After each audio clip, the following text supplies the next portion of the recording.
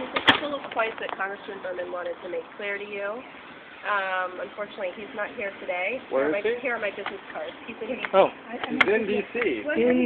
That's not what we heard Yeah, after. we heard No, that. I came in and I told you he was in D.C., that they had to go back. Okay, and that's fine, but that's not what we heard. I was just here 15 minutes ago and said Yeah. that the House was called back into session yesterday. Why? Because they have to vote on the continuing resolution. We don't have a budget. The budget hasn't been passed yet? No. Okay. So that's why I mentioned that to you. Yeah.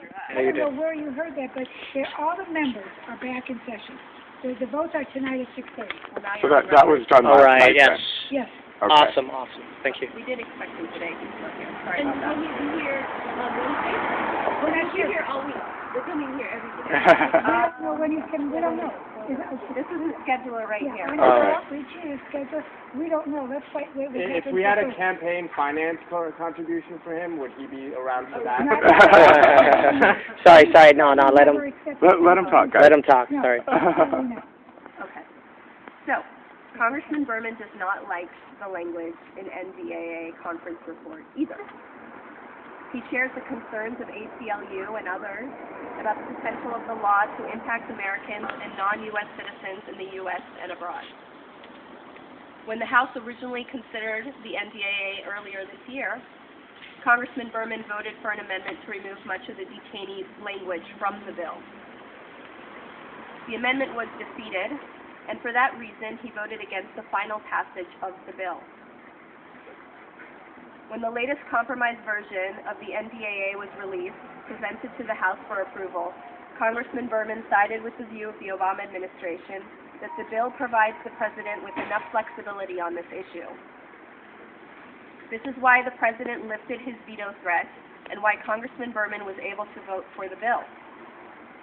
In addition to the fact that it contained Iran sanctions legislation that he had helped craft.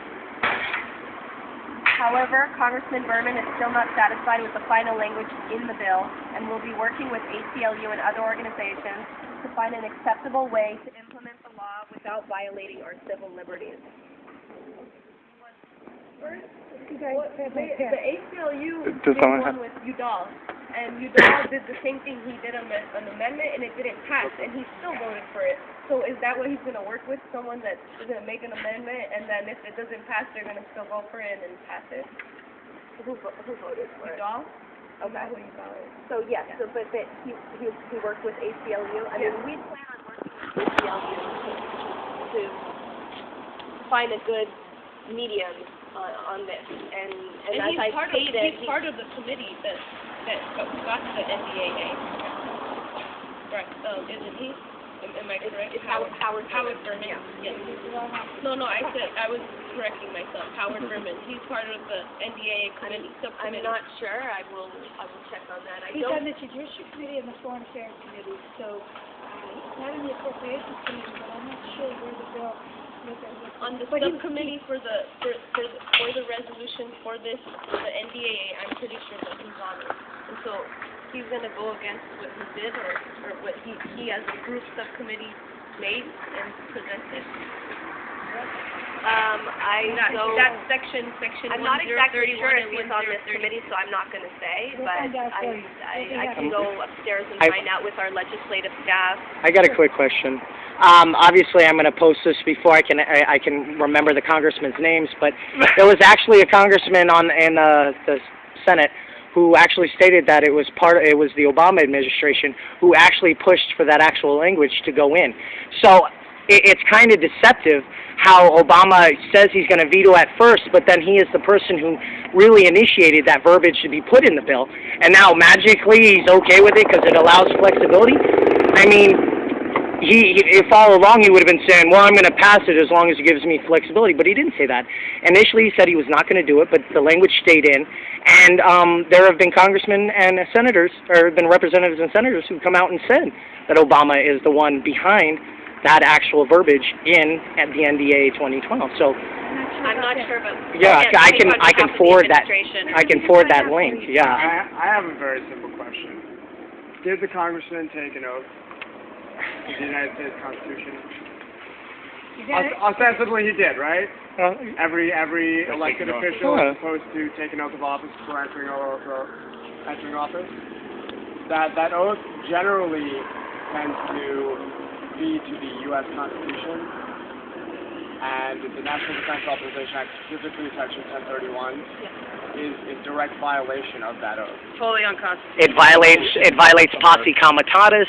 It violates numerous provisions of the Bill of Rights, and if he is trying to stick to his oath of office, why did he vote for the bill? He is not representing our voice. He is not representing the constituents who put him into office, and we are basically here to say that is he willing to put his political reputation on the line to do the right thing?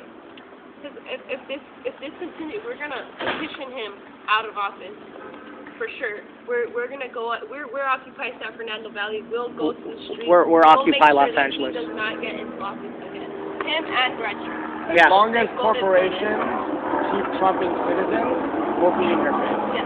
Yeah, because we can't. Can I pop one thing in there? Talking about the indefinite detention With- provision here. Yeah. About the concept.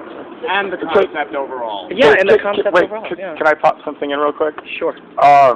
Even though various congressmen, I guess including Berman, tried to get an amendment passed, that's not enough. When there's a bill that says Trying to get a good that angle.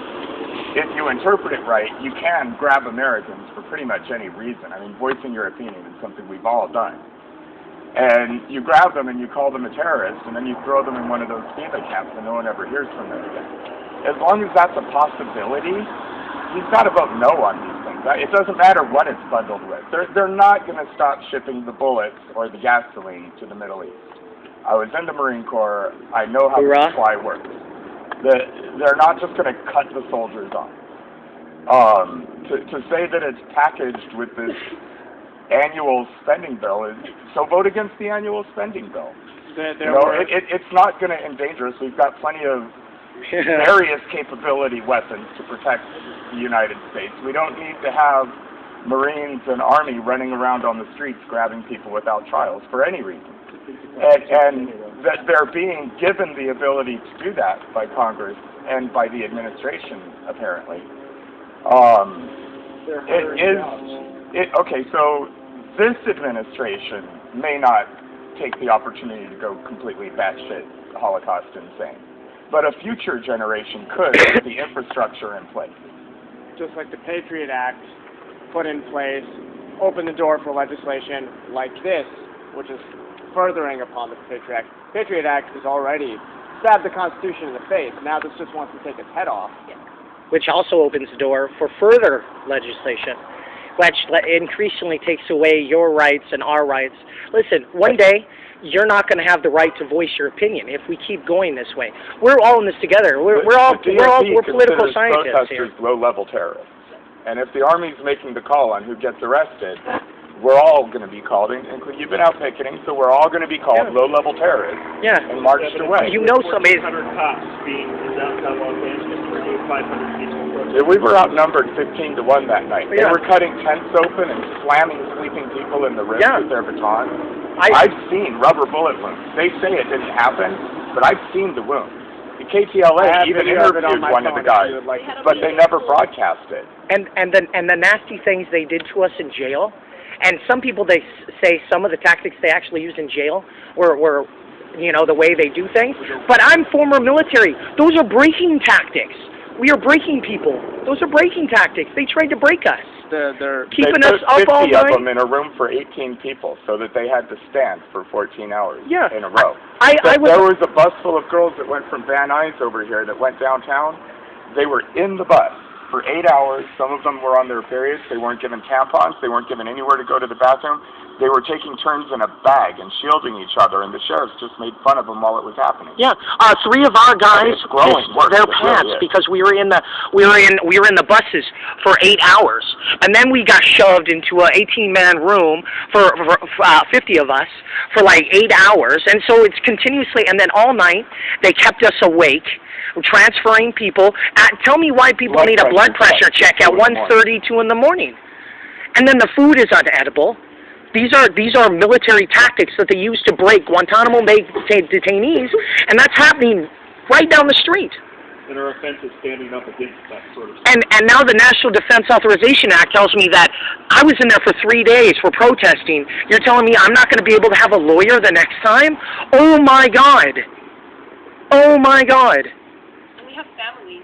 We have people to come home to. Like, they're going to be worried for us, but we just get wiped off the street. Yeah. Never come back. I have an ex-girlfriend who calls me from another state just to make sure I'm not in Guantanamo every few days. I'm not kidding. This is very real.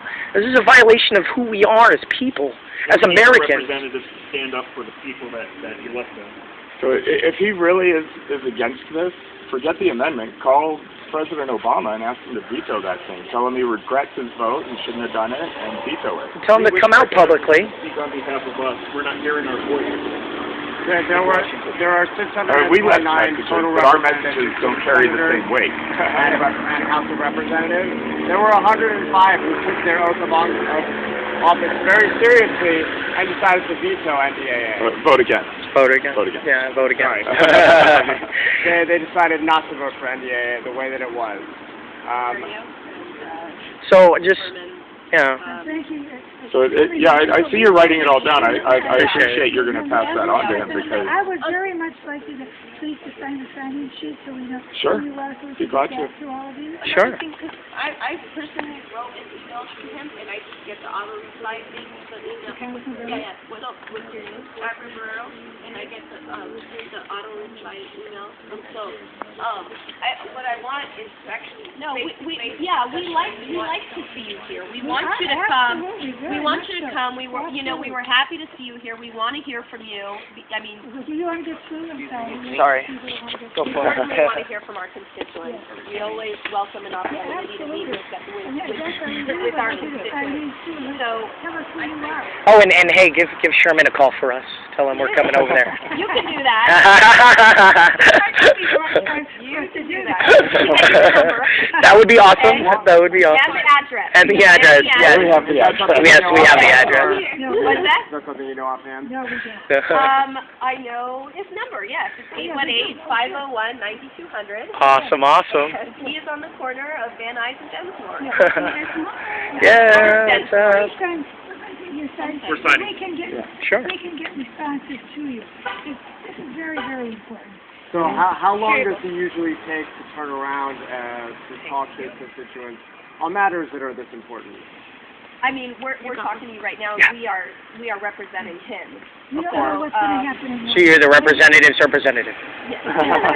And the names on this list aren't the only people that need to be informed and kept in touch with. Of course not. You know, And we can send you out a special newsletter on this. And I've met with Occupy people here, They have Occupy come LA here. people. I've met with them. We've been very amenable to, what they've had to say and what they've requested of us. And When was that meeting? I was not aware of. it was about a month ago, and I can give you. Oh, hey, a month ago. and by the way, I'm sorry to interrupt. Can I get your names, by the way? We never got your names, if that's cool. My name is Esther. Hi, Esther. And you are? Pearl Reach. Okay, cool. And they're the representatives. I apologize. I just wanted to make sure I got that. So, we'd yeah, like to get so your name. Sure. Yeah, we're signing in on this. Cool. all right, so Thank you. we'll get